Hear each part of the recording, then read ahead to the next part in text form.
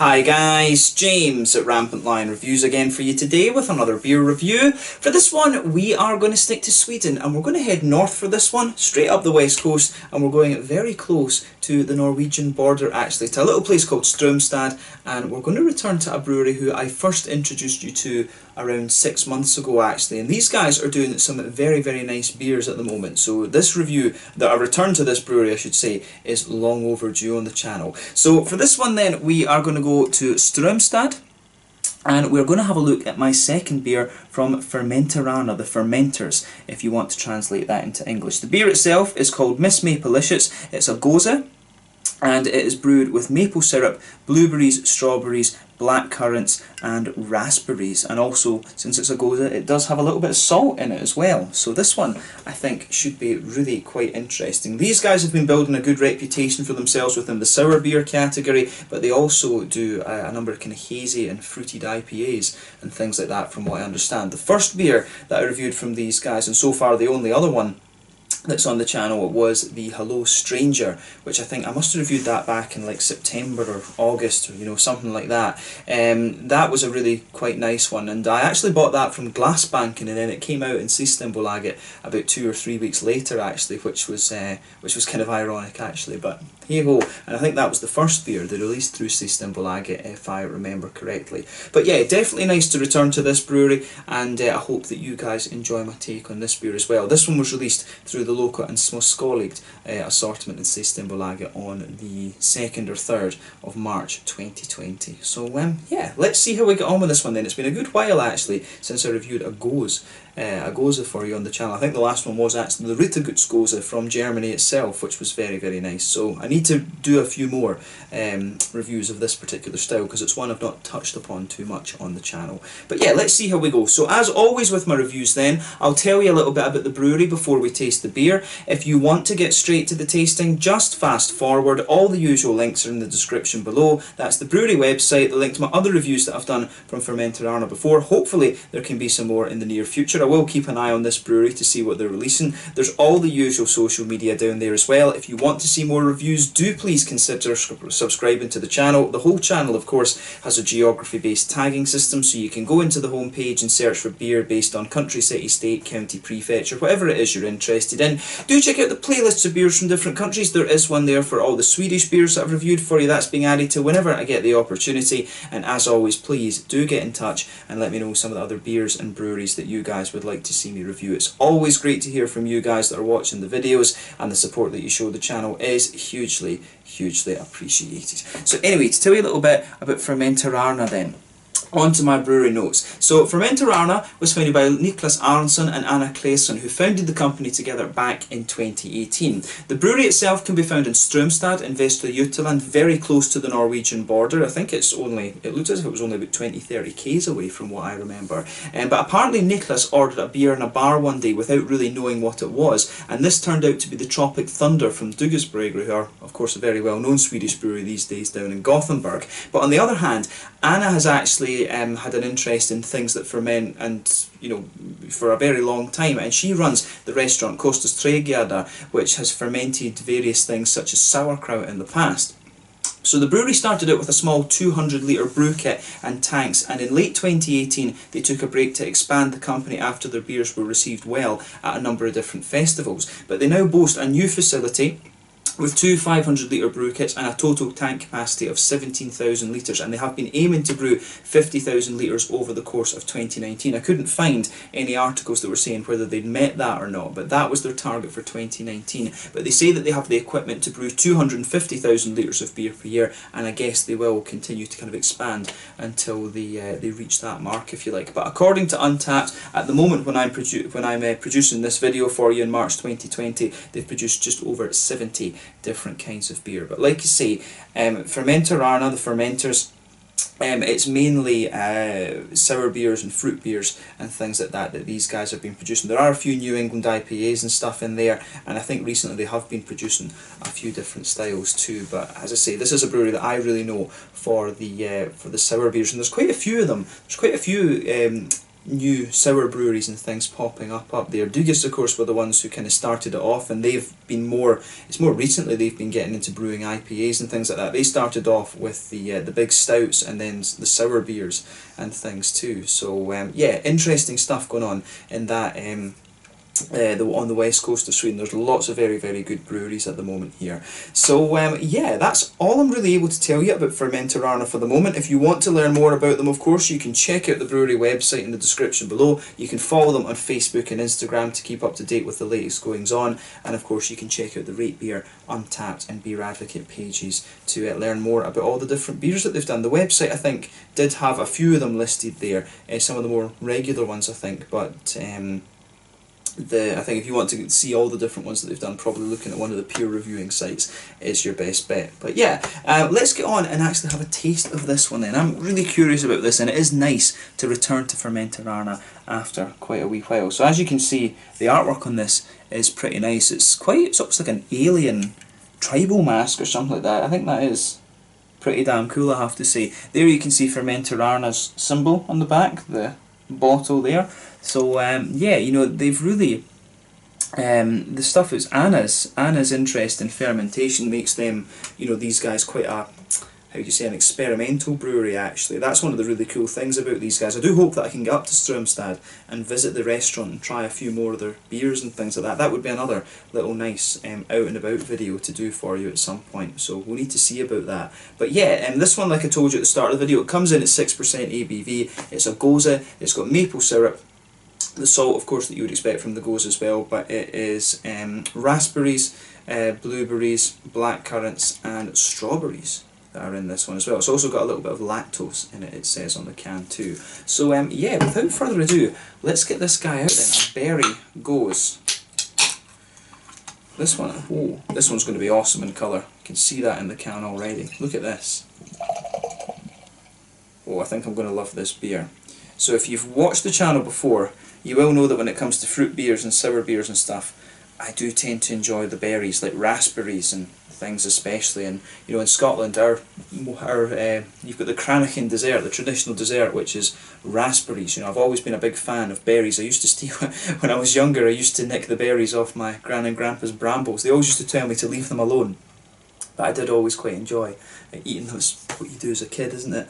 But yeah, look at that. That looks lovely. So this beer, it's basically a Ribena colour. I don't know how relevant a reference that is for Swedes, right enough, but there was this blackcurrant drink back home in Scotland that we always used to drink when we were young, and it looks exactly like that, but with a more kind of foamy head on it. This one really is Ribena like actually. So yeah, you can see there was a solid third finger of a frothy pink, really bright pink purple head on this one. The colour of this beer is pretty much like, you know, it's like red wine but a little bit more see-through almost. If you shine the light through this one, you can see it's a very, very deep kind of cherry, blackcurranty type colour, this one. But I mean, overall, when it's a sour beer, a fruit beer with blackberries, blackcurrants, raspberries and all this kind of thing, you know, it really, I think there's nothing really surprising about this actually. I think it's the darkest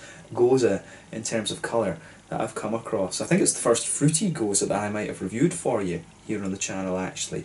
So yeah, let's have a look at the aroma of this one and see how we get on. Nothing overly surprising about this beer in terms of its appearance when you consider what's actually in it. Oh yeah, straight away with this one, the malt base, the sweeter side of this beer is really interesting. I mean, you can smell the lactosey smoothness in this one, and you can also smell the wheat too. So you can smell that white bready, wheaty kind of base to the beer. You can smell a little bit of the kind of sweeter lactosey, almost milkshakey quality. A wee bit of the maple syrup is coming out too, which is interesting. You can really get a little bit of that light kind of brown sugary stuff from the maple syrup, which is nice. But of course, when it's got all these berries in it, they really dominate the aroma, and you can really smell that kind of slightly brambly, earthy type note out of these too, which is interesting. So for me, I think at the front of the nose you get more of the raspberry, and then at the back of the nose you get the juicier blueberries and blackcurrants kind of sitting there, and you can just detect, like almost on the edge of the nose, you do get the kind of juicy subtleness of the strawberries as well. So I mean, everything that you would expect from this beer, everything that you would expect to come out of this beer, I think is there. You know, everything that you would expect from this to come out of this beer is there quite abundantly, actually. So yeah, there's nothing really surprising about the aroma, but I will say it is just, you know, it's one of these just lovely, very inviting aromas. So yeah, I don't get, you can pick up a wee bit of saltiness, but it's not overly prominent. I mean, with the I remember with the Ritterguts goes, and of course that is one of the original German gozes, you could really detect the salt out of it. You can get a little bit of it in this one. I wonder if you'll almost get a little touch of a kind of salted caramel type note out of this one with the maple syrup in there. That'll be an interesting point to read about with this beer.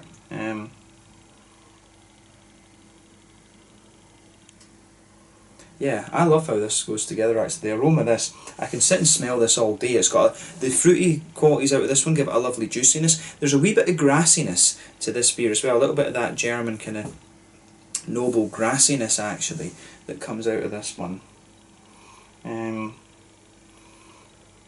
Yeah, you can smell the wheaty white bready notes in there, the vanilla as well. It's really nice. I don't know, I'm saying it almost smells a little bit vanilla. It's lactose, I don't know why I'm saying vanilla, but it does have a little bit of an almost vanilla-like quality to it, this one. So yeah, the base of the beer, wheaty, lactosey, a little bit of vanilla, some grassiness in there as well, and then you've got all those different fruits that I was talking about, the juicy notes from the blackcurrants and the blueberries, a little bit of the sharper tart note from the raspberries at the front of the nose, and you can just smell the kind of strawberry sitting in underneath that. So if you get the chance to try this beer, take a bit of time to enjoy that aroma, but we're going to have a taste of this one now and just see how we get on. This one is the Miss Mapleicious, a 6% goza with lactose, salt, wheat malt, and then with blackcurrants, blueberries, raspberries and strawberries added into the brew from Fermenterarna in Strömstad, up in the very kind of north, up in the, just next to the border actually. It's really not far from the Norwegian border at all, on the coast, on the west coast of Sweden. Let's get stuck into this one. Sláinte, skål.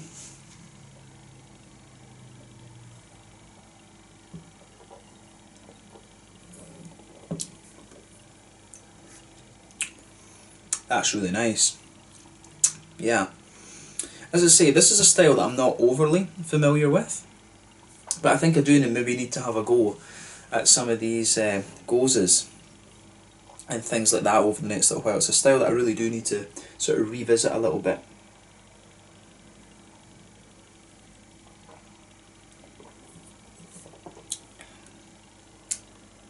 Yeah, this is nice. This gets a thumbs up from me. I definitely need to review a few more beers from this brew. I need to try some of the Berliner Weisses as well actually. I really like it. I have to admit, this one really is very, very nice. So yeah, if you're interested in sour beers, Fermenterarna are one that you definitely want to visit. We've got quite a few good sour beer breweries here in Sweden now. I mean, back in the day it was Brekeriet, who are very local to me down here in Skåne. You know, Dugis were doing some, Temple Brewhus up in Uppsala were doing a few, but these days, you know, you've got Jämmerdalen, way up north. Who else do you have? You've got Fermenterarna, you've got Örebro Brewhus, who else? I mean, there's quite a few. You've got,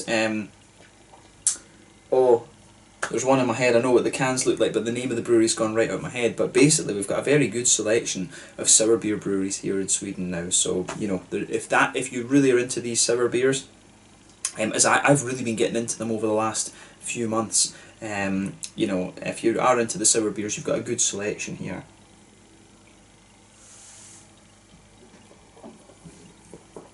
But yeah, let's try and break down the flavour of this one then and see how we go on. So straight away with this one, you can feel that nice kind of white bready wheaty quality, that blankets the middle of your tongue. You can feel that the lactosey qualities there really help in smoothing out that central part of your palate. The further that you go into the aftertaste, you can feel the middle of your tongue just sweetening up a little bit, and that's where you get the kind of maple syrupy elements coming out of this beer, which I have to say is really quite nice. I like the little bit of brown sugar that this beer has. The saltiness, I really don't think the saltiness in this is overly obvious. You do get a little bit of that kind of salty, almost, is it right to call salty sweet? You do get a little bit of that kind of sitting in the middle of the palate. But I have to say, I really like how smooth this beer is, and it really puts the focus on the juiciness of the fruit. Actually, it's quite a... I've always found that sour beers are quite simple in terms of their composition, and it's just all about... For me, a good sour beer is all about how you get the transitions between the flavours and how sort of smooth and drinkable the beer is. And this one definitely ticks all the boxes in my mind.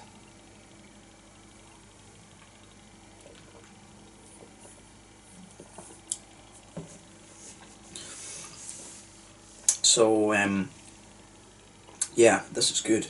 I like that malt base, as I say, straight up wheat. White bready, wheaty smoothness forming the base of the beer. Lactose is kind of smoothing out. A little bit of a kind of caramelly, biscuity note on this one. And then that's the maple syrup, of course. And if you go to the front corners of the palate and then move in a little bit, you get the a little touch of woodiness there as well. But on the edge of the palate, the hoppy side of the beer, there is a wee teeny little bit of earthiness there in the back corners of the palate, and as you come further forward along the sides of the tongue, you can feel there's a wee touch of a floral note on the front corners of the palate. Then round the very front curve of the tongue, it's just a little bit lighter and grassy. But one of the things you always get with these beers is that when they add fruit into the brew, it sort of suppresses the IBUs of the beer. But then again, with a lot of sour beers, they do use older hops, so that it doesn't kind of take over the flavour and things like that. They do tend to use aged hops a little bit for these beers. So either I would say that this beer either doesn't have hops in it, or it's using aged hops, probably aged Hallertau or Tettnanger hops, something like that. The Goza, of course, is a German beer style, as I've told you before. Check out my Rittergut's review, actually, if you want to hear about the sort of history of the style, actually.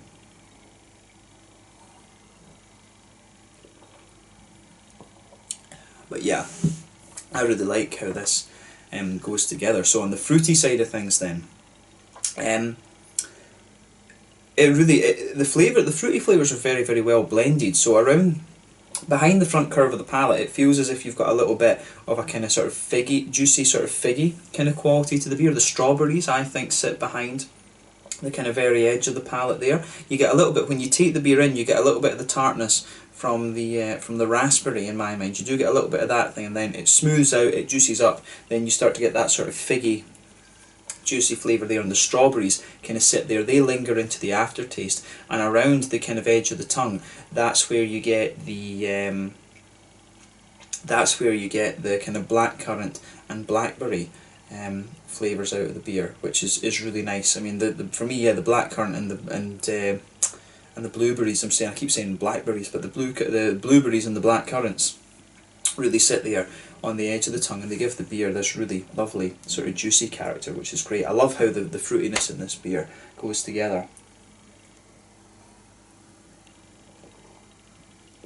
So yeah, to me this is a very, very juicy go. So it's definitely not the most sour of sour beers that you're going to come across, actually. But yeah, this gets a big thumbs up from me. I do need to explore the fruity Goza style a little bit more on the channel over the next wee while. So I'll make a go with that now. I did the same with Belgian beers. I said I would review more Belgian beers. Then I said I'd review more sour beers. So I do need to explore the Goza style a little bit more, actually. And you do, as I say, the more you drink of this one, the more conscious you become of the salty side of the beer. But again, it's just a nice kind of subtlety. It really is just a nice subtlety, actually. So yeah, it's quite an interesting one, this. So big thumbs up to Fermenterarna for this beer. In terms of the mouthfeel then, I would say that this beer is fairly... I think it's fair to say it's a mid-bodied beer. The carbonation is really smooth in this one. I find the mouthfeel overall to actually be quite oily, to be honest with you. I find this quite oily, and maybe that's the juiciness. The fruit's coming out, so it's quite an oily, juicy type beer, this one, for me, in my mind. In terms of the hoppy bitterness, I'd be surprised if you've got even 20 IBUs out of this one. I think probably they've either used no hops in this, or they've used aged hops. The middle of your palate is lovely and smooth, and it's got a little bit of sweetness to it, which you'd kind of expect from a wheat-based beer, and when there's lactose in there as well. It almost has a wee hint of vanilla. Like if you go further forward on your palate, between the kind of fruity, estery part, as I always say, the fruitiness comes out in that oily bubble behind the front curve of the tongue, but when you add the fruit, it comes out around the edge of the palate. But just behind that fruity part of the palate, you do get a wee bit of a kind of vanilla note out of this, which is quite nice.